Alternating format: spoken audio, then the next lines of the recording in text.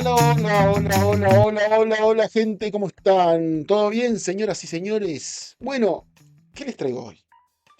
Estos días he pensado muy profundamente en algunas cosas, algunos comentarios, cosas que nos llegan a los que hacemos este contenido, que está perfecto, está dentro de las reglas del juego, ¿no?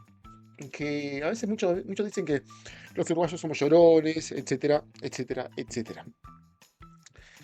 Pero en este mundo del fútbol, que tanto nos apasiona, pasan cosas. Es un negocio gigantesco de miles de millones de dólares, miles de millones de dólares. Muchísima guita se mueve alrededor del fútbol. Y uno tiene que ser iluso si puede creer que un país como Uruguay, que no vende muchas camisetas, se podría decir, no tiene tanta publicidad, no tiene superjugadores, eh, es siempre luchar contra viento y marea. Tenemos hasta canciones de eso, ¿no? Siempre contra los de afuera. Y realmente es así, y realmente es así. Más viendo cosas que se destapan, ¿no? Este video va a ser sobre el FIFA Gate, que se me vino a la mente porque vi el documental que pasan en Netflix del FIFA Gate, que pasan algunas cosas, pero no todo. Entonces hay un periodista argentino que, que tiene un canal que aparece en Televisión Pública Argentina, que muestra un poco más los entretelones de lo que fue el FIFA Gate. Vamos a decirles algo eh, que viene al caso, que por ejemplo, de todos los que estuvieron involucrados en el FIFA Gate, los que fueron procesados fueron latinos. Y un africano creo que por ahí, ahora después lo vamos a ir viendo en este documental. Todos latinos, todos sudamericanos. Los europeos absueltos. ¿Y a qué voy con esto? Yo como uruguayo no puedo ser iluso que si estos nenes hicieron todos los vericuetos posibles, hicieron todas las jugarretas posibles para, por ejemplo, lo del FIFA Gate, es un tema de pago por armar coimas, por llevar un mundial a determinado país. Por ahí saltó el tema sobre todo porque el mundial de Qatar se iba a jugar en Estados Unidos y se lo dieron a Qatar. Ahí es cuando se mete el FBI. Ahí es cuando destapa un montón de coimas y cosas sucias. Entonces, yo no puedo creer que estas personas eh, no amañaran partidos, no coimearan a jueces. Es muy difícil creer que solo era coimas para determinadas cosas muy puntuales, como llevar un mundial a determinado país. No me la creo. Y más viendo cómo han sucedido determinadas cosas, como lo que pasó en el Mundial de 2010, lo que pasó en Qatar contra Portugal y contra Ghana. Uruguay no es un partido, no es un partido, Uruguay no es un país, no es un equipo, no es una selección que sea atractiva para el mundo. Entonces, esta gente, estos directivos, no les sirve que Uruguay continúe en un mundial de fútbol, porque no vende. No vende ni publicidad, no vende ni televisación, no vende camisetas. Entonces, normalmente el uruguayo está acostumbrado que cuando gana algo lo gana contra viento marea y es así. Porque hasta México, que es una selección en el fútbol, que no, no, no ha sido trascendente en el fútbol, pero siempre les sirve que esté México en los mundiales. Porque venden miles de millones de entradas, venden miles de millones en televisación, venden miles de millones en camiseta, etc. Porque los mexicanos, si hay algo que reconocer, es que siguen a su selección no importa en dónde, siempre llenan estadios. Entonces esas cosas pesan. Y yo no puedo ser iluso en pensar que en algunos momentos esta gente que es tan corrupta no haya amañado partidos o jueces. Así que vamos a comenzar a ver los entretelones de la FIFA, de FIFA Gate, pero mirado desde una visión de la TV Pública Argentina. Un documental que ahora les voy a pasar a mostrar. Ojalá que esto se empiece a ser viral y se muestre otra mirada un poco más allá. Así, estas cosas no hay que olvidarlas. No hay que olvidarlas porque lamentablemente el humano tiene muy mala memoria para algunas cosas.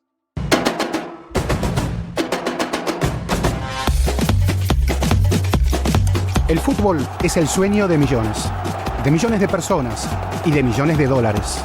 La FIFA es la dueña de la pelota y también es la protagonista del escándalo más sonado de corrupción en la historia del deporte mundial.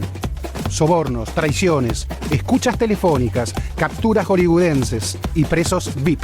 El bueno de la película se llamó FBI, pero no todo es lo que parece. ¿Qué hay detrás de la intromisión de Estados Unidos en el mundo del fútbol?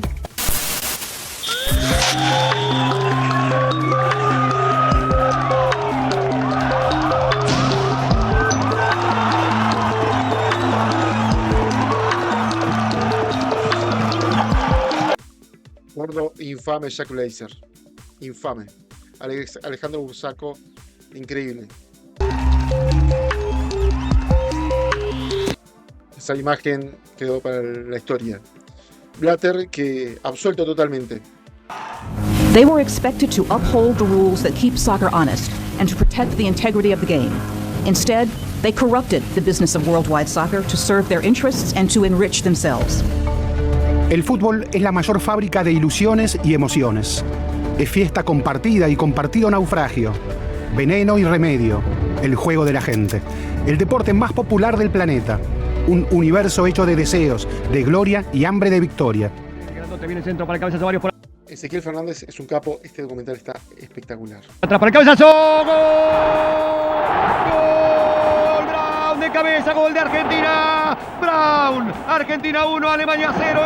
La verdadera ganancia se llama gol. Y el mejor negocio es que el partido no termine nunca. Si cae la noche, lo mejor es parar, pero solo para que no se pierda la pelota.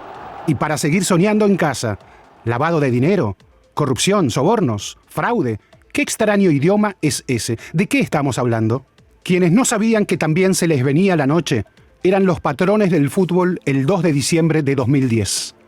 Es increíble que Platini y Blatter se la hayan llevado arriba. Es increíble.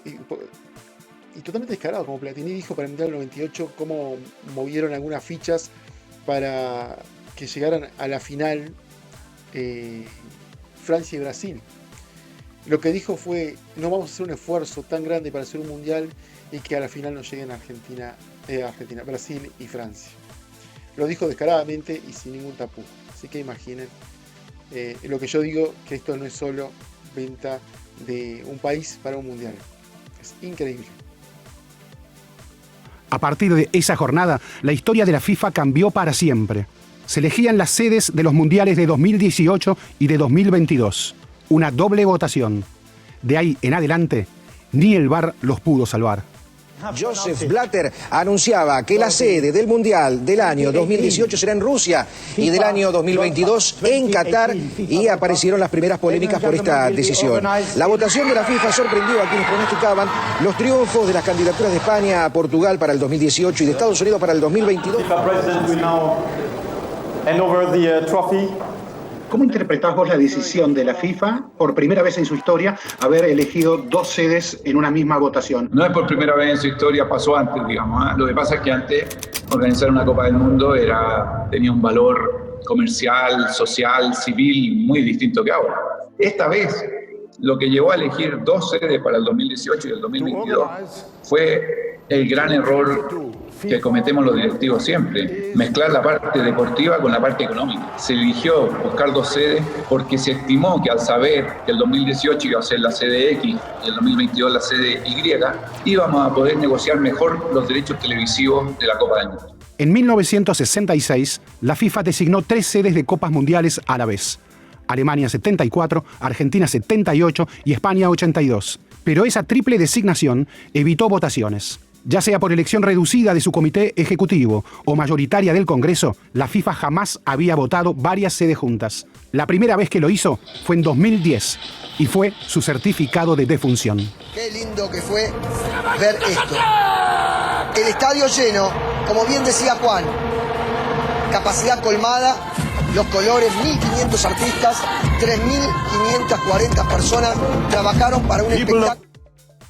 Que embole las bubucelas de ese mundial. Importante. Por primera vez, África organiza una Copa del Mundo. Hasta el día de la doble votación de 2010, la FIFA estaba preocupada.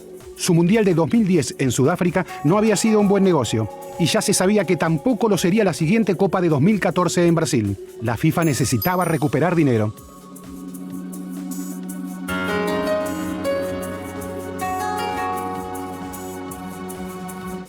La plata que se habrá movido que ni sabemos para Qatar. El primer mundial en el continente más pobre de la Tierra. El mundial de la bubucela. La fiesta del fútbol en la nueva Sudáfrica democrática de Nelson Mandela. Y en el estadio Soccer City de Soweto, barrio histórico de luchas contra el apartheid. En una final no apta para cardíacos, el color se lo pusieron los hinchas españoles desde temprano en la embajada, hasta que faltando 2 minutos del tiempo suplementario, Iniesta puso el 1-0 para que festeje toda España.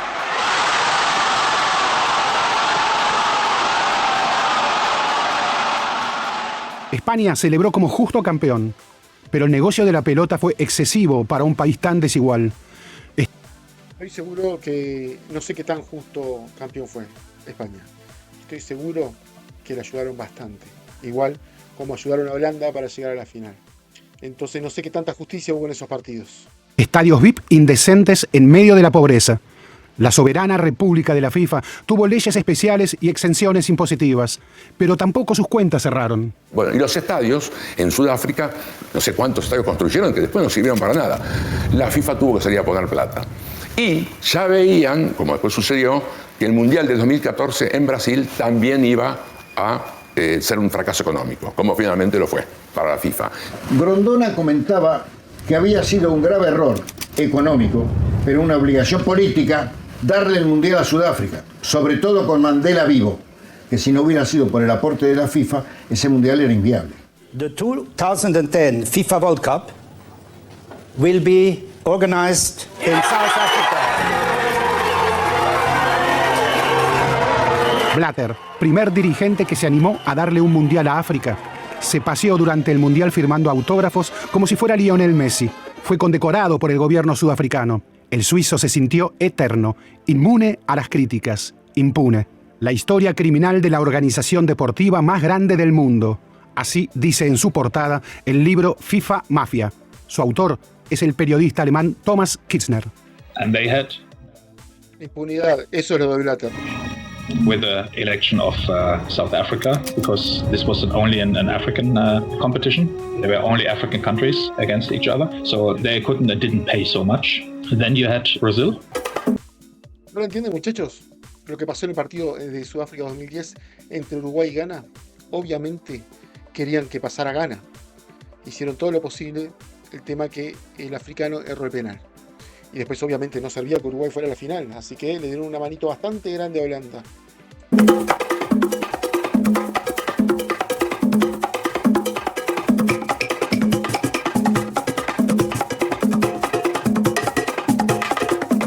Brasil es o país do futebol, el que más copas ganó, 5. Y el único que jugó todas las copas. El país de Pelé, Garrincha y Ronaldo había sido sede en 1950, en el Mundial del Maracanazo. En 2014 organizaba su segunda copa. El colmo fue Brasil, segundo mundial deficitario, con 1 millón de personas manifestando en las calles un año antes, cuando se hizo el ensayo de la Copa de las Confederaciones. Fuera FIFA, se asustaron Valque y Blatter y huyeron de Brasil. Grondona llegó un día más tarde y Julio empezó a hablar con Dilma Rousseff, a quien nunca pudo decirle Dilma. ¿Cómo le va, señora Vilma? Él murió creyendo que la presidenta de Brasil se llamaba Dilma Rousseff.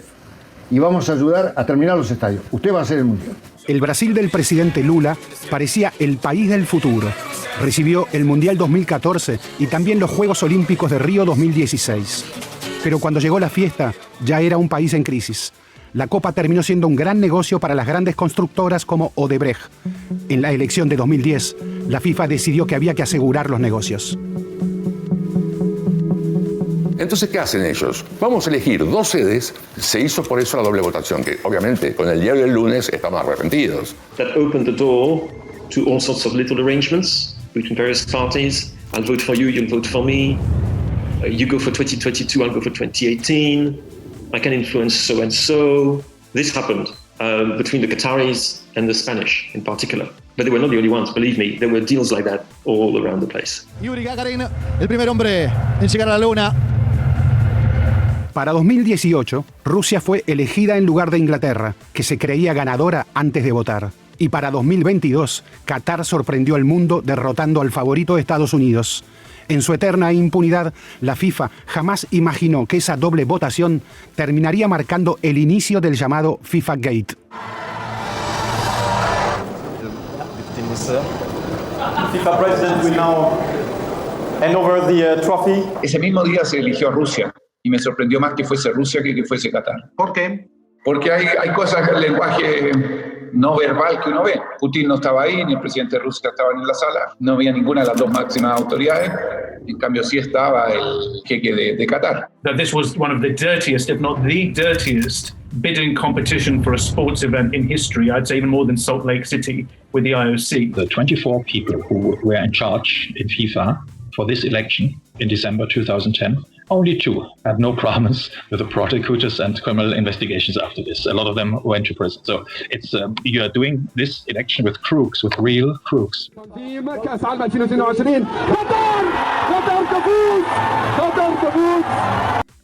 Increíble que hayan elegido Qatar, un país que no tenía estadios, un país que no tiene cultura futbolística. Hay una frase muy conocida del presidente francés, Sarkozy, que habla con Platini y le dice que por favor vote por Qatar, que tenía negocios muy importantes Francia con Qatar. Así que imaginen hasta las esferas donde llegan.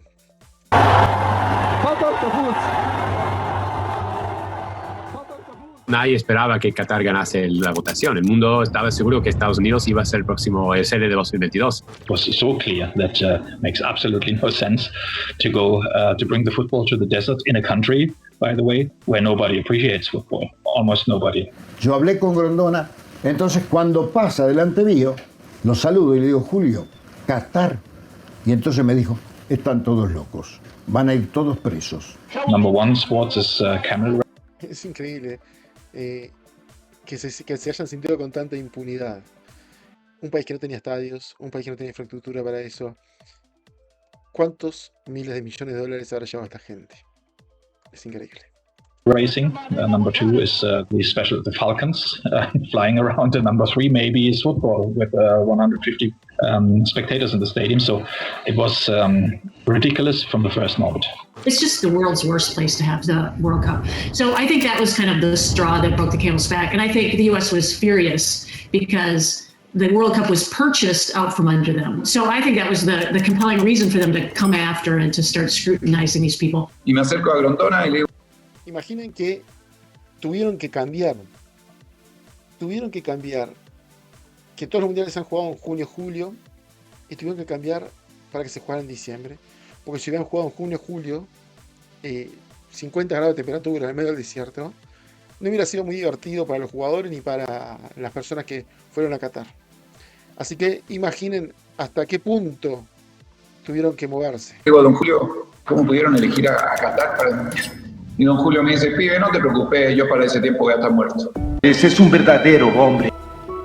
Esta votación doble terminaría 5 años después, en 2015, detonando el mayor escándalo de corrupción en la historia deportiva mundial.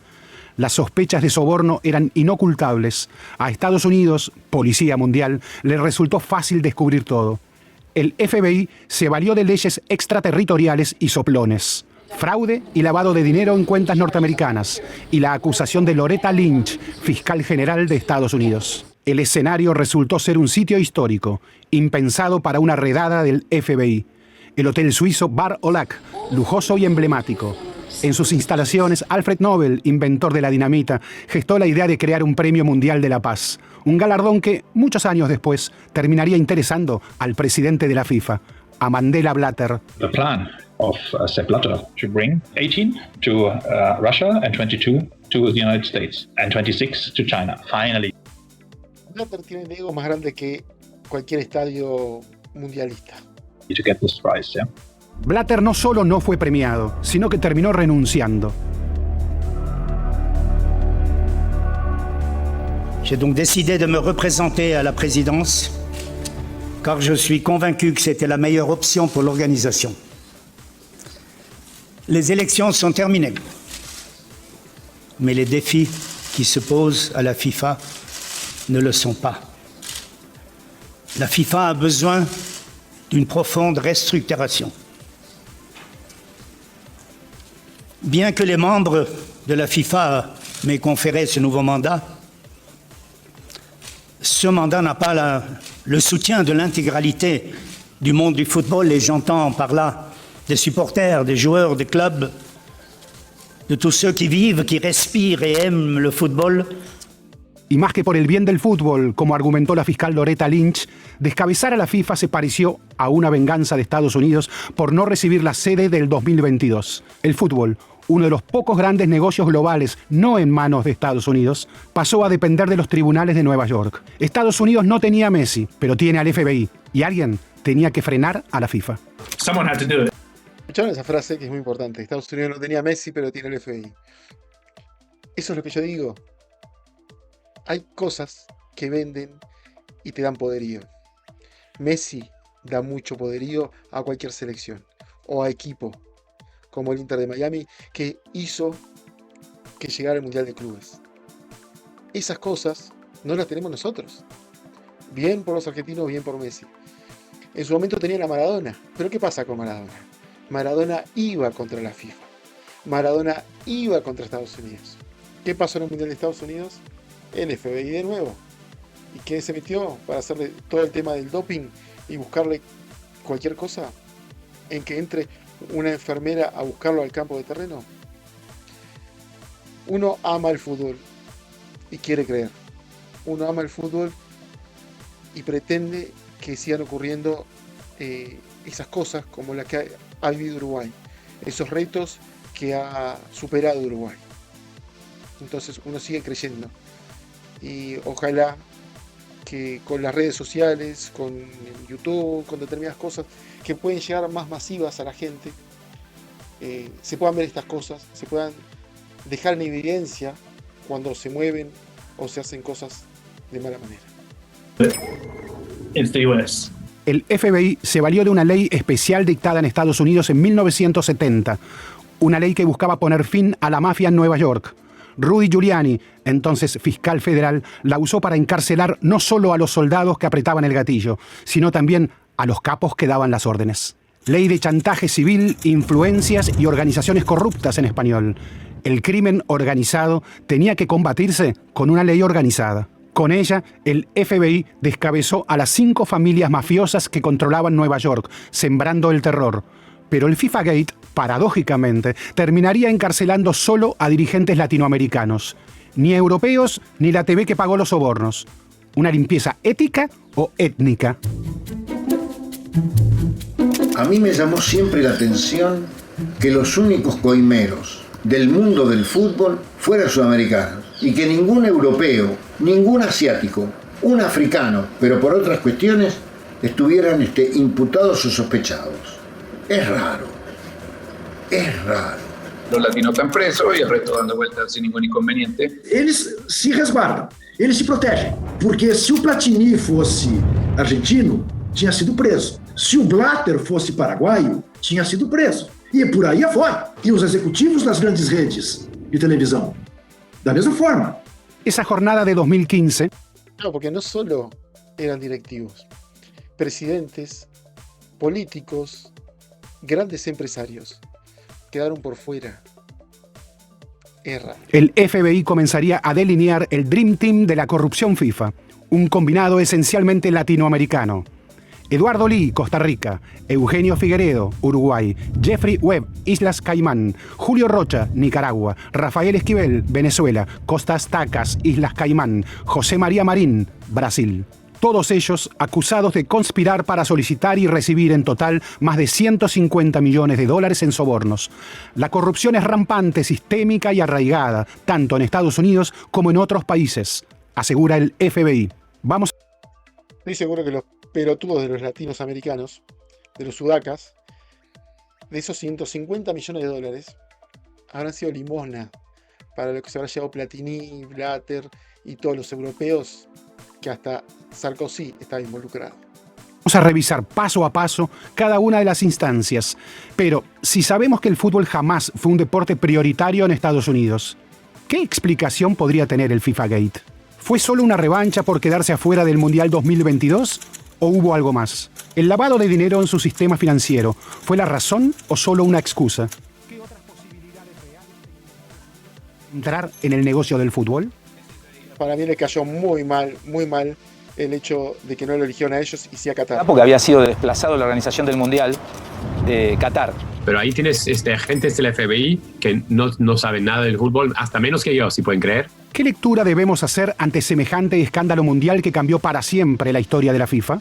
Una historia que, como ya veremos, está llena de traiciones, exabruptos y excentricidades, como las del ex secretario general de la CONCACAF, Chuck Blazer, principal entregador de sus colegas que contaba todos sus excesos en sus propias redes sociales y alquilaba una oficina descomunal en la fastuosa Trump Tower de Nueva York para él y su loro Max, a quien solía pasear en su hombro por Central Park.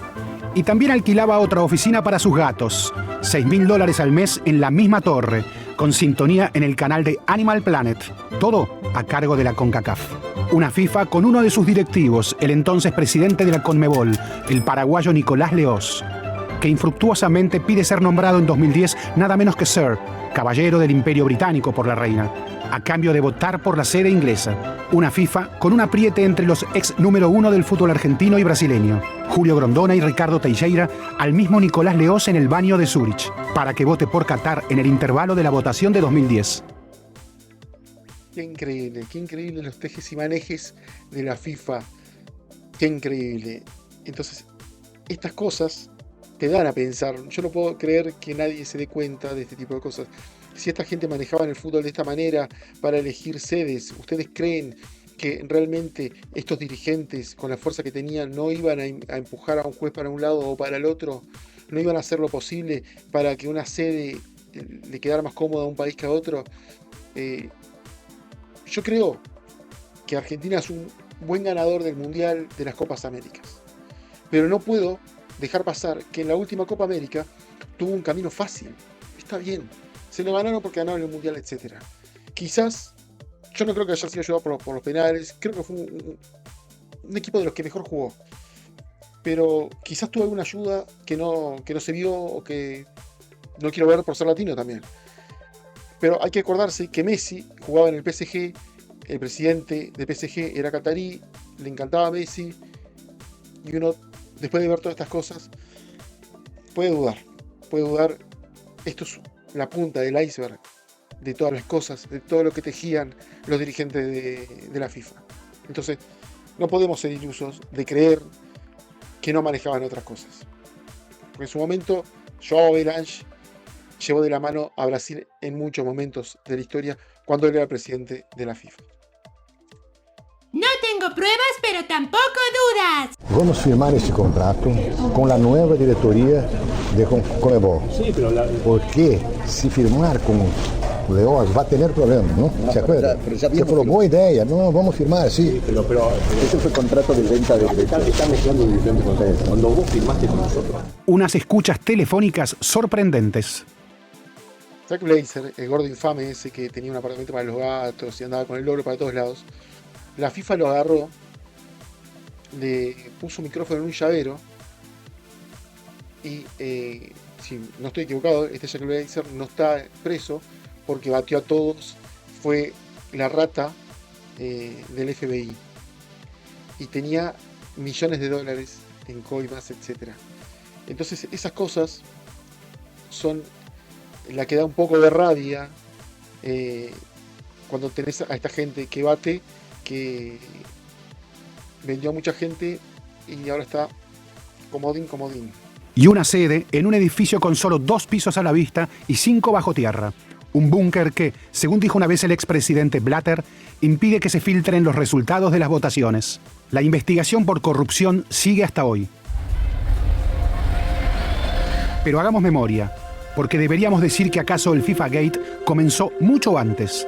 Toda criatura tiene su padre. João Havelange, brasileño, creador del modelo. Havelange llega a la presidencia de la FIFA en 1974. I think the cultural break came in 74 when João Havelange overtook FIFA the night before he was elected. People could see for the first time what would become usual habit in the following years. There were a lot of envelopes distributed at the doors of the people who had to vote, the functionaries of the different national federations.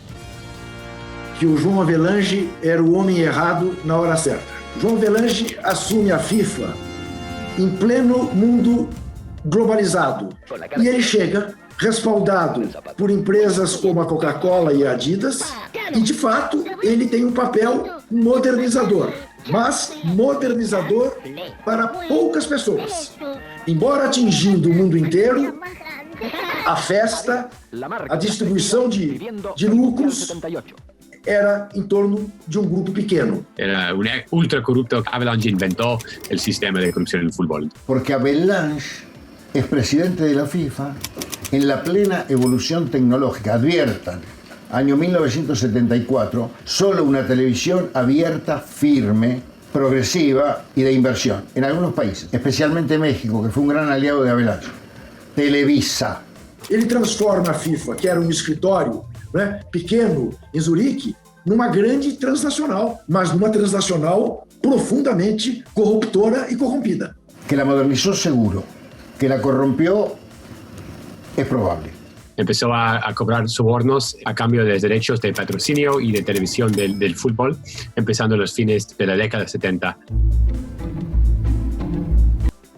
Cada vez me da más la razón. Vos imaginate si recibís miles de millones de dólares para ser la televisadora del mundial, que querés que tenga mucha audiencia. ¿Qué preferís? ¿Que avance un equipo como México o un equipo como Uruguay? Déjenme dudar de este mundo.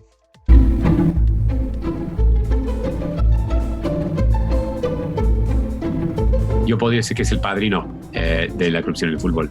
A princípios, não tinha caráter e ele se dispôs alegremente a representar aqueles grupos de empresários poderosos, os donos da Adidas, os executivos da Coca-Cola, que lhe ensinaram um caminho. Hans Dassler, head of Adidas, biggest sports equipment company in those days, in those years worldwide. These two guys started to invent the new world of sports administration and especially the new world of football administration. Adidas were really quick to understand that there was an awful lot of money to be made from football. And to be honest, I'm not saying that's necessarily a bad thing. You know, you're producing sports equipment, you want to sell it. Yo creo que el presidente de este comité de corrupción sería Horst Dassler.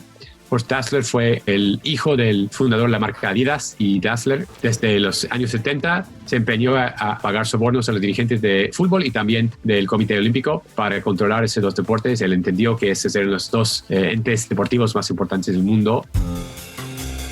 Hay que entender una cosa. Acá, tanto los que recibieron las coimas como los que dieron las coimas hicieron ilegalidades. Y acá nos damos cuenta que los pelotudos de siempre somos los sudacas, los sudamericanos. ¿Por qué? Porque están todos presos los sudamericanos. La gente, los directivos como los de Televisa, determinados políticos, no pasó nada. Nada de nada. Los que están presos son estos peleles que recibían coimas a mansalva y quizás no tan prolijos. Y entonces los terminaron agarrando. Pero se sabe quiénes dieron las coimas. Se sabe quiénes son los empresarios que dieron las coimas. ¿Y por qué no están presos? Entonces, este FIFA Gate obviamente es medio cortina de humo. Porque la gente también que tiene que estar presa no lo está.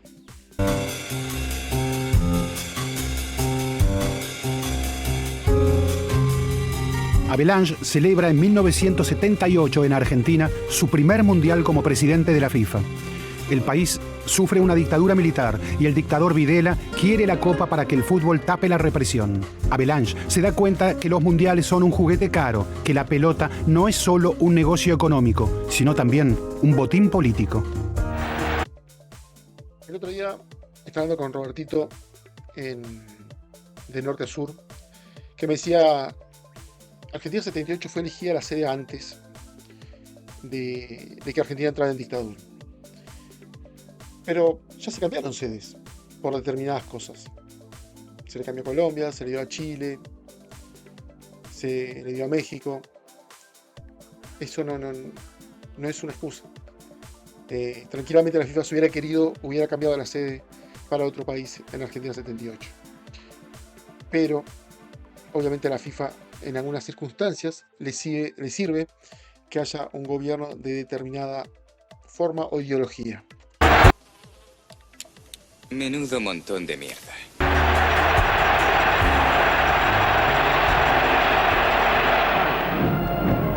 Cuando ingresan al palco de honor, sus excelencias, los señores comandantes. Qué desastre, qué impunidad, estar ahí con una sonrisa cuando a metros de ese estadio había gente siendo torturada. Qué triste a lo que llega a ser humano. El señor comandante en jefe de la Armada, almirante don Emilio Eduardo Macera, su excelencia, el señor comandante en jefe de la Fuerza Aérea, brigadier general don Orlando Ramón Agosti. Se encuentra en el palco oficial, especialmente invitado por el gobierno argentino, el excelentísimo señor presidente de la hermana República de Bolivia, general Hugo Banzer Juárez. Era la Argentina de los desaparecidos, pero Avalanche desoyó denuncias y confirmó la sede. Los goles de los estadios convivieron con el horror de las cárceles clandestinas. De manera que había dos alternativas para FIFA. La de Argentina, a como diera lugar, o volver a darle el campeonato mundial a Europa. E el presidente de la FIFA era sudamericano. E ele fazia o pior dos discursos políticos, ao dizer que não fazia política, que a FIFA era uma entidade suprapartidária, porque isso lhe dava o aval para andar de braços dados com ditadores da África, com ditadores da Ásia, com ditadores da América. Don't forget that FIFA was quite happy to send the World Cup to fascist Italy before the Second World War. So it's not the first time that you would have a World Cup happening in a strange place. And I would bring you back to the 1954 World Cup and the huge impact it had on Germany and on the rebirth of Germany as a modern nation. So I think people knew that. The one thing which was new is that this particular event in 1978, in a way that no other World Cup before had done it, forced us to confront the link between politics, governments, power, and football. We seriously were wondering whether we should go to the World Cup or not. Is it right to go there? Can we have players receiving the World Cup from Videla? Can we, in a way, give a legitimacy to the Argentinian junta? And the world learned in naivety that this is all not so bad what's going on there. We see happy people in the stadiums and all this bullshit, you know. The best proof is that lots of players, lots of coaches after this World Cup told us over and over and over again what a lie it was, how brutal it was, what pressure was on them to keep with these lying stories and all these things. So it's a huge lie, it's a huge fake, but it worked. Pasando peruanos como conos. Bueno, es increíble la fuerza que tiene la FIFA, la fuerza que tiene un campeonato mundial hacerlo en determinado país. Como pasó en Italia fascista, como pasó en España 82, después también de un gobierno militar. ¿Cómo cambia? Pasó en Alemania. Entonces, yo creo que ya está. No hay que ser ilusos ante estas cosas. Sigo insistiendo que Uruguay, cuando ganó en determinados puntos de la historia, fue contra viento y marea. fue no contra 11, contra 12, 15 o 200.000, como pasó en el Maracaná. Por eso Uruguay a veces hay que sacarlo antes, en fase de grupo, cosa que no haga mucho ruido.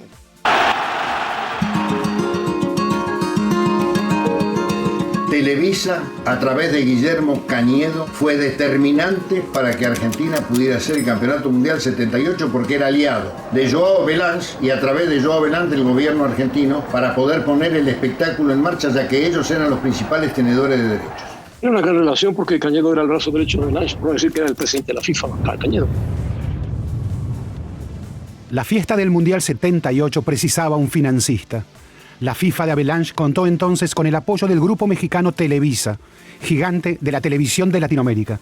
Una anécdota parece pintar de cuerpo entero el vínculo entre ambos. Tengo una anécdota como periodista porque yo iba persiguiendo a Avalanche para lograr una entrevista con el micrófono. Íbamos en un grupo de periodistas y le gritábamos, señor Avalanche, señor Avalanche. Y Avalanche seguía. Y le gritaban franceses, alemanes, estadounidenses, mexicanos. Y ya cuando está a punto de subirse al auto, que lo iba a sacar del centro de convenciones en Chicago, le grito, señor Avalanche, necesito su opinión sobre Guillermo Cañedo. Y me señaló con el dedo, usted, venga para acá. Él accedió a darme la entrevista por la pregunta que le hice de Cañedo. Obviamente, le pregunté, ¿qué opina usted de Guillermo Cañedo, señor Avalanche? Y el hombre habló largo y tendido. Y cuando ya le iba a hacer la siguiente pregunta, se volvió a subir a su coche y se fue. Guillermo Cañedo nunca fue presidente de la FIFA, pero influía tremendamente en las decisiones de Joao Belange. Avalanche viaja a la Argentina el 13 de enero de 1978, unos 5 meses antes del Mundial, a tratar de conseguir una desgravación impositiva, que le bajaran impuestos aduaneros a una empresa brasileña que él representaba, era un lobista, Owen Química, y se dedicaba a la fabricación de compactadores, que le representó en definitiva unos 6 millones de dólares. Avalanche tenía otro pedido especial para hacerle a la Junta Militar Argentina, como cuenta el periodista Pablo Yonto en su libro La vergüenza de todos. El favor también que le pidió a Videla para que liberara al hijo de un diplomático brasileño que estaba secuestrado, que era un militante de una organización comunista, con su novia. El militante era Paulo Antonio Paranaguá, hijo de un embajador preso en La Plata por su militancia comunista. Paranaguá fue liberado. El Mundial era cuestión de Estado. ¿Es que se haga el Mundial 78 en Argentina? Bueno, entregame esto, arreglamos esto y hacemos aquello y lo otro. Eso es lo que está diciendo que sucedió en el 78. Hacer entrega el excelentísimo señor presidente de la Nación al capitán Daniel Pasarela de la 11ª Copa de Fútbol de la Federación Internacional. Estas imágenes chocan, no pueden decir que no.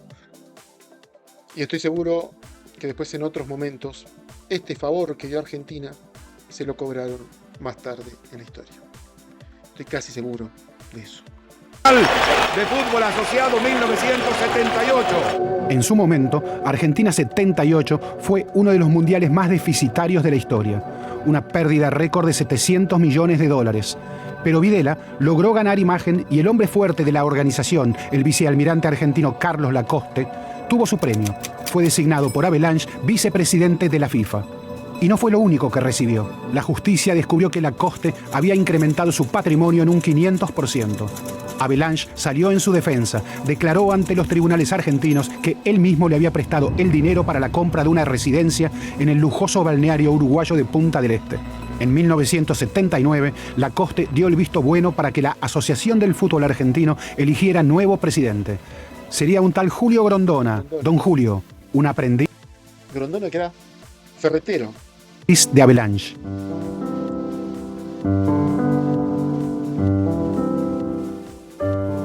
Mi maestro que tenía el DNI. Afuera del trono, Avalanche y su corrupción quedaron expuestos en 2001. Acuérdate con la quiebra de ISL, que después se supo que ISL también tenía sus cosas en el medio, cosa que nadie se habría imaginado porque era una empresa suiza. ISL era de Adidas. ISL fue el brazo comercial de la FIFA, una creación de Avalanche y Horst Dassler, patrón de Adidas. ISL ganaba contratos pagando sobornos. El periodista inglés Andrew Jennings denunció que Avalanche acumuló por esa vía unos 45 millones de dólares. Dassler moriría en 1987. La quiebra de ISL en 2001 dejó al desnudo la trama de la corrupción. Finalmente, Avalanche, su ex yerno Ricardo Teixeira y Nicolás Leós fueron hallados culpables de conducta ética reprobable al aceptar pagos indebidos entre 1992 y 2000. La corrupción entre privados no era delito en ese momento en Suiza, y las acciones ocurrieron antes de que entrara en vigencia el Código de Ética de la FIFA. El escándalo expuso igualmente a los acusados. Blatter fue absuelto. El buen nadador se hundió entre acusaciones de corrupción y lapidación mediática. Murió en 2016. Ele morre quase aos 100 anos em desgraça, né? Tendo que renunciar ao posto dele no Comitê Olímpico Internacional e à presidência de honra da FIFA. ¿Por qué deberíamos decir que la fecha clave del FIFA Gate fue el 2 de diciembre de 2010?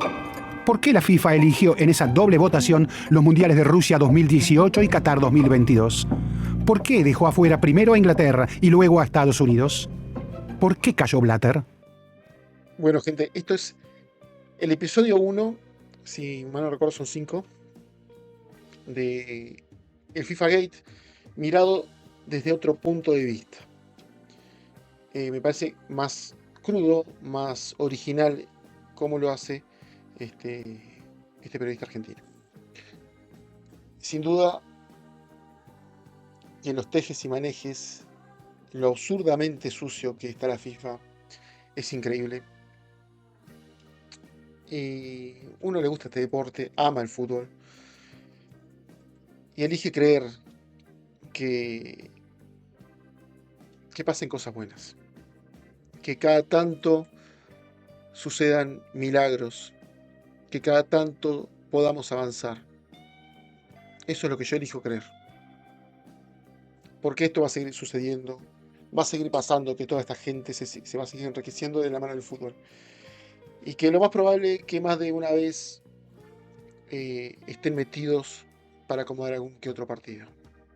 No el partido en sí, pero sí que los jueces inclinen la cancha, como se dice en la jerga futbolística. Entonces es imposible no poner en tela de juicio este tipo de cosas. Quizás muchos no se dan cuenta porque son selecciones más importantes y es difícil que a ellos les suceda. Pero creo que a Argentina le ha pasado también, por ejemplo. Pero siempre en Uruguay contra Brasil, contra Argentina, le han flechado muchas veces en la cancha. Después nos dicen llorones y todo ese tipo de cosas, porque obviamente que no tenemos el impulso, la fuerza y como para pegar sobre la mesa y decir acá estamos. Eso lo hacemos con una impronta diferente, metiendo huevo y peleando contra miles. Eso es mi punto de vista. Yo sé que muchos me van a criticar, me van a decir cualquier cosa, así que ya estoy acostumbrado. Así que aguanto acá, de pechito. Así que, gente, no se olviden de suscribirse, no se olviden de comentar, no se olviden de dejarme su like, que es muy importante para seguir subiendo mi canal, que por suerte vamos todos los días, poquito a poquito, vamos avanzando con muchos suscriptores. Y espero que les guste el contenido que vengo haciendo con estos videos, con cosas que voy averiguando, voy tomando, y cada vez uno se va informando cada vez más, y a veces va descreyendo un poquito más en algunas cosas. Gente, les mando un beso gigante, un abrazo. Chau. No se olviden de suscribirse, no sean boludos.